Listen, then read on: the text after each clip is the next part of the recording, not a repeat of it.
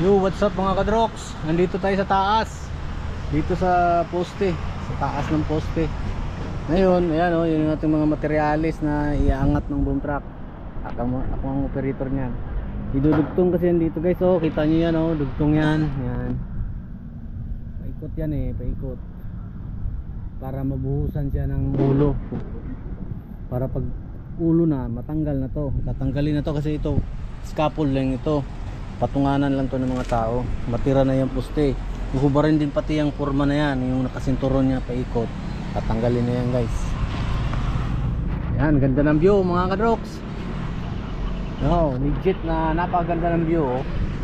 Dito yan sa may Cabuyao, Laguna. Yan, PNR. Gagawin nating elevated na release. Yan, railways.